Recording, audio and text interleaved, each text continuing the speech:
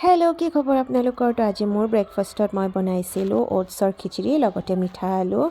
অ'টছৰ খিচিৰিত আছে এগালমান ভেজিটেবল, যিহেতু ঠাণ্ডাৰ বতৰ আৰু অ'টছত ভেজিটেবল যেতিয়া বহুত ভাল লাগে। মই দালি নিদিয়াকৈ খিচিৰি বনাইছিলোঁ, মা মছলাও একো দিয়া নাই, একেবাৰে বইল। যদি আপোনালোকে প্ৰপাৰ খিচিৰি বনাম বুলি ভাবে তেতিয়াহ'লে দালি এড কৰিব পাৰে আৰু চাউলৰ জেগাত অ'টছ ব্যৱহাৰ কৰি ধুনীয়াকৈ খিচিৰি নিচিনাকৈ বনাব পাৰে আৰু মা মছলা নিজৰ হিচাপত দিব পাৰে। মই তেলত ভেজিছখিনি ভাজাৰ পিছত অ'টছখিনি অকণমান দেৰি ভজাৰ পিছতে পানী ঢালি পিনে নিমখ দি দিছিলোঁ আৰু তেনেকৈ আদা নহৰু মা মছলা একোৱেই দিয়া নাই, একেবাৰে বইল। খাবলৈ বহুত টেষ্টি হৈছিলে আৰু মই এনেকৈ ৰাতিপুৱা বইল আৰু একদম লাইটকৈ ব্ৰেকফাষ্টটো কৰিয়ে ভাল পাওঁ। অ'টছ এটা খুব হেল্ডি বস্তু হয়। যদি আপোনালোকে ক্ষীণাবলৈ ট্ৰাই কৰি আছে তেতিয়াহ'লে অ'টছ খাব পাৰে। অ'টছত আচলতে বহুত বেছি ফাইবাৰ থকাৰ কাৰণে পেটটো সোনকালে ভৰে আৰু দিনটো ভোক লাগি নাথাকে।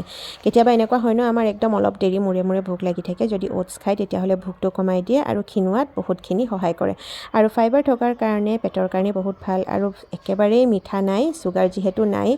তো চুগাৰ পেচেণ্টৰ কাৰণে অ'টছটো বিৰাট ভাল আৰু যিহেতু মই এগালমান ভেজিছ দিছোঁ, এইটো মানে সাংঘাতিক হেল্ডি হৈ গৈছে।